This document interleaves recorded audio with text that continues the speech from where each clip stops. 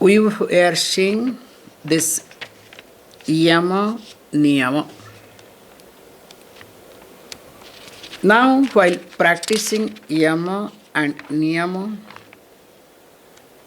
or you can say by following or doing anushtanam, when this both yama and niyama are being done, sometimes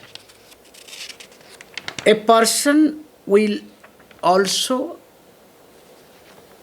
come back to the old habit, old pattern. So, what will happen to that? Now, the Sutra talks, Sutra number 33. Vitarka vadhane pratipakshya bhavanam ityartha. So, he says, Vitarka vadhane. So, that means we say, so the thought that which is going to deviate from yama and niyama. So, vitarka. Badhani. So, when it is inhibited or you can say disturbed. Now, what happens? It says, look, bhavanam. Bhavana means start thinking, start cultivating. Now, you need to habituate. You need to contemplate. You need to reflect upon what? Pratipaksha. So, pratipaksha means to the contrary, opposite thoughts or the principles.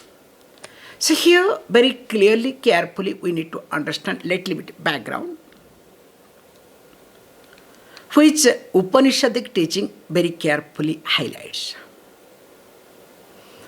That any practice will get saturated sometime or other. And this practice becomes a mechanical job. And when it becomes mechanical job, the impact will not be there. Especially mind will continue, but parallelly will think or continue thinking differently. It's exactly like, now I can bring this lawyer. So lawyer when does practice of the law, so in the beginning will be on the toes, practicing or trying to look at all the articles, laws and whatnot. After some time when same sort of cases comes again and again, person will not know whether to be charged in this case or that case. Sometimes it will overlap. This is natural. Same thing also every cases including this case. Because mind once becomes mechanical, it will go back to its own habitual error which was earlier. And here we say, when this thing happens, what to do? So Upanishadic teaching says, unless there is a clear understanding, surely you will go back and it will be jerk and lot of issues will come. Again, you start rigorous way practice, then you start torturing your body. So here he views usefully, but very carefully uses pratipaksha bhavana. So that means when the mind goes away or mind starts thinking differently, that's the right word. So there, what I need to do? I need to think of entirely opposite. Why and how? Look, which also the next sutra which talks very nicely like this, vitarka bhavana, what are they and what are the gradation? So that it becomes easier to understand, so that we can take both 33 and 34 together, because this is a long one. Vitarka hinsadayah कृत्तकारिता अनुमोदिता लोभ क्रोध मोह पूर्वका मृदुमध्याधिमात्रा दुःखाज्ञानान्तफला इति प्रतिपक्ष्य भावनम. So he says, look, when you say this pratipaksha bhavana, so what is this? He says, look, what you should do, this vitarka, what are the vitarka? First you can understand. So what you say, the thought, that which is not keeping with, you can say simple translation is that which is not keeping with the teaching or here previous teaching called yama niyama. So deviating from the thinking or thought process of yama niyama, ahinsadi. So he says, hinsadaya, opposite what? Hinsadaya. So ahimsa becomes himsa. Then asteya, not stealing, stealing steyam. Satyam, speaking lies, mithya. Shaucham, purifying, asaucham, making yourself dirty. Saucha, santosha, tapa, swadhyaya, iswara pranidhana. So all the opposite can be called as vitarka.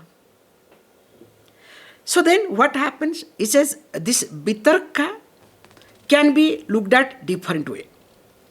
So what he says, look, it can be kruta, karita, anumodita. So krita means that which is committed by oneself. So karita means caused to be done by others. So that means what? So you give all the possibilities, let that person commit. But you wash your hand, you don't do anything. You understand? Kruta, karita. Also anumodita. Neither I do, nor I make others do. But sometimes what I do, I approve when others does. I did not do anything, nor I made others to do. In fact, I just became silent. Silently, I allowed. You understand? Silently, I approved. Or loudly, I approved. So that means this vitarka can be krita, means done by, committed by me. Or it can be karita, means I can make others to do. I can be the cause of it. Or anumodita, means I can approve them. I can allow them. So when I allow them, what happens? So all these things will create what? Lobha, krodha, moha, purvakaha. So there is a list, okay? So it will come with a huge family. So few he gives here. Lobha, there is a greed. So I want more. Or I want to have more, I cannot face directly, so I can put somebody on behalf of me. Then comes moha, lobha. When lobha is not being made, then comes krodha, anger, because you all are already degree students, so I don't want to talk, this Bhagavad Gita, ordinary things, okay, that's why. Lobha, when it is not being addressed, your desire, your greed, when it is not being addressed, not fulfilled, automatically anger comes, krodha. Then krodha, if it is not managed, then you justify your krodha, your anger. Once you start justifying your anger, what happens? There is delusion. So once delusion comes, then what will happen? You know better, dvamsa, you get destroyed or you destroy others. Because unless you are really disturbed, you cannot destroy others either. And he says, not only that, so it can be in the 3 levels. So what are the levels? Says, look, this, whether it is lobha, krodha, moha, etc., jealousy, you can add, lot of things you can bring it. That hatred. So all these things can be, says, look, it can be also in 3 forms. So one is, what is that? Mridu. Mridu means very mild, slightest, small amount, or in the beginning stage, you can use the word. Then comes Madhya. Madhya means already established, already in the middle position. So anger is already going to take off, already started burning. Then finally comes Adhimatra, intense, extreme. So this Vitarka, this sort of thoughts can be in Mridu format, mild format, can be in Madhya format, middle format, also can be in Adhimatra format, means extreme or intense in nature. Okay, nothing wrong in it. Then what happens? But I need to understand, okay, all these things great, but what is going to bring it? What is its phalam? What is its end result? What is its effect if I do this? He says, look, it only brings dukkham. So dukkham means, what is it? The pain, the suffering, the sorrows, anxieties, misery, all these things. And interestingly, here it is born out of what? Or it is part of what? Ajnanam. So that means what? It is ignorance, there is no knowledge at all. But okay, I can understand if it is painful.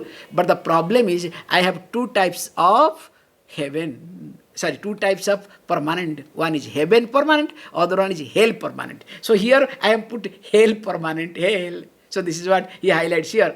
This looks like, not in reality. Ananta ityartha. So ananta means what?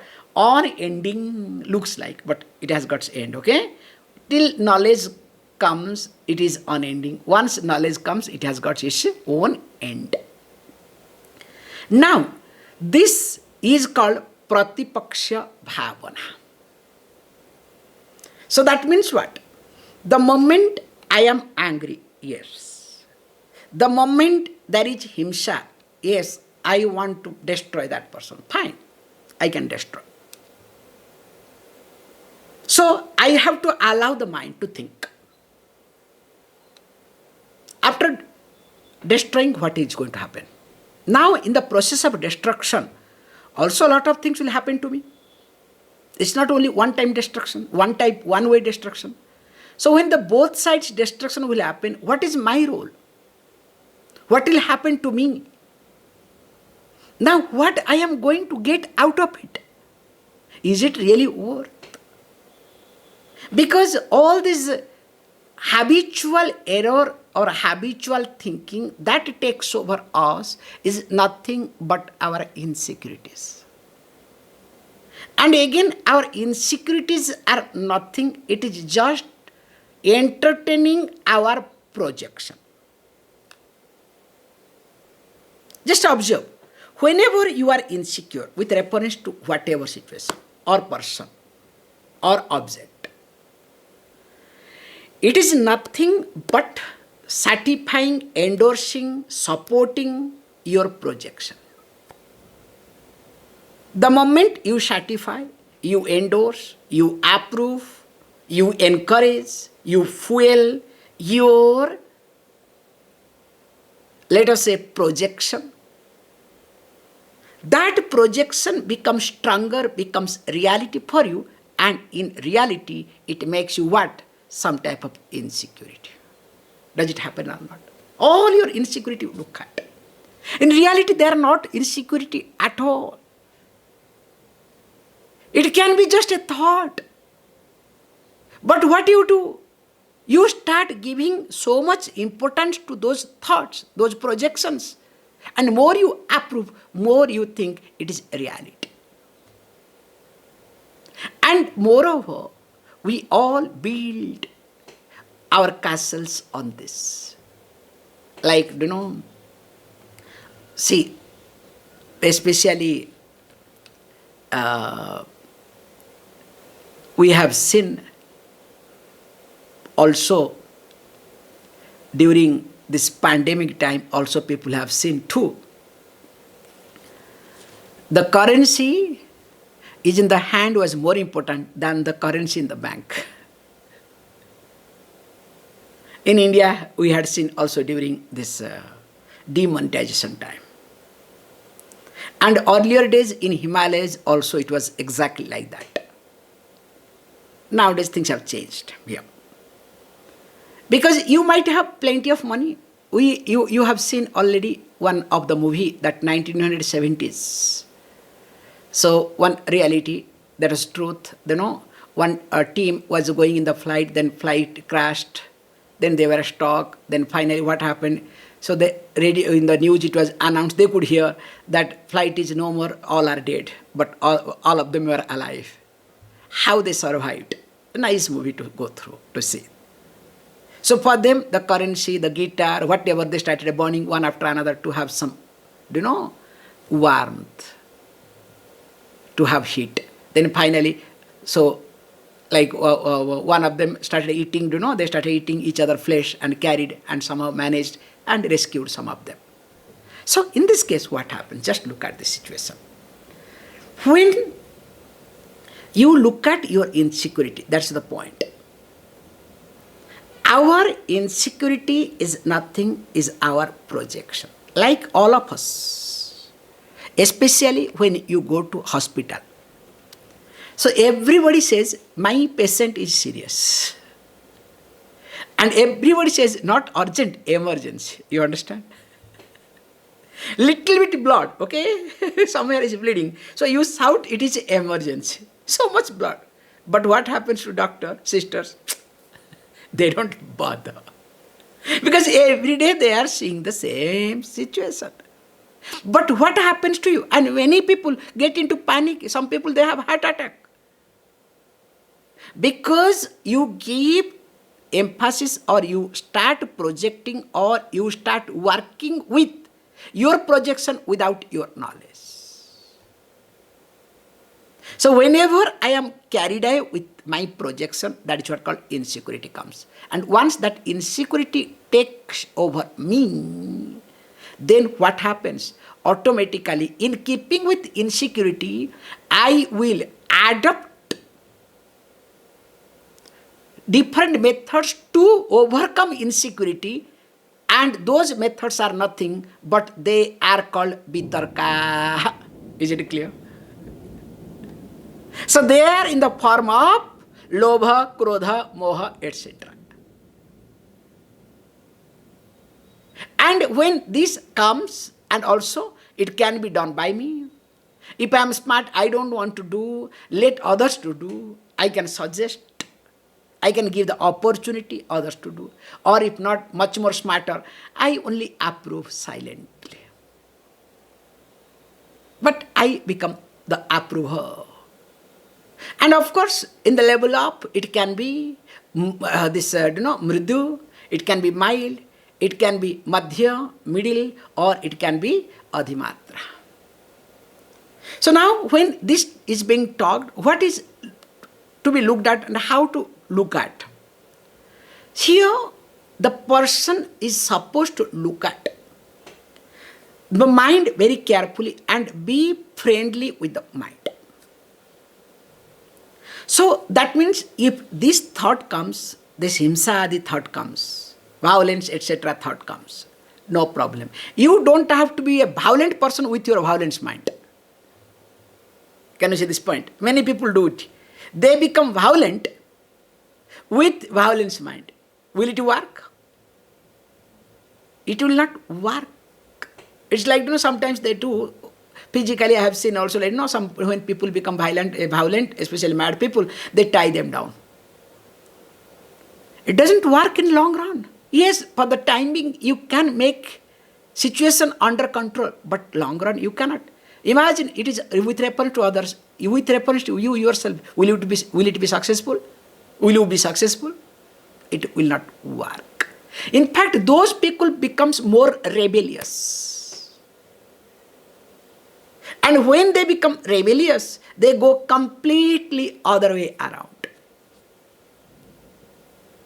So that's why here, first step is when a person takes up this. let us say, takes up this yama and niyama. The person must have some insight to be friendly with mind, to go along with the mind, to go along with the flow of the mind. So when you go along with the flow of the mind, then slowly you manage the mind, then come to what? Come to Pratipaksha Bhavana. Is it clear? Then only you can think of that, look, if I do himsa, these are the problem will happen. Yes, let my mind go. I will steal, what? No problem. Then what will happen? I will tell a lie. Okay, fantastic, good. Then what will happen? What I am going to achieve at the end of the day? So more and more I think, dwell upon the result, all the consequences of all this opposition to yamas and niyamas. Automatically those things gets dropped, or I start imbibing yamas and niyamas. That's why we say niyamas are to be followed, yamas are to be understood. So this understanding is being highlighted with these two sutras together. So the more I start dwelling upon the result, the consequences of my actions, the more yama becomes part of me. So when ahimsa, because that comes under yamas, ahimsa asteya. So automatically what happens? There automatically I start working in such a way that I don't force myself to follow, to practice yamas, because I am seeing the consequences of it. So this, to see the consequences of it, that's why I need better understanding.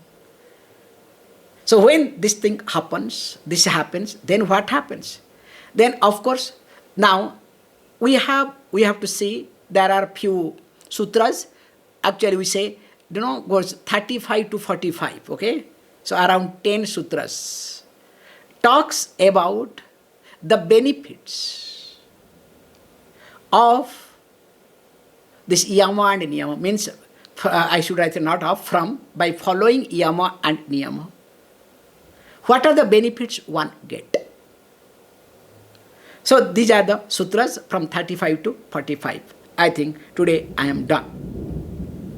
More of it we'll see.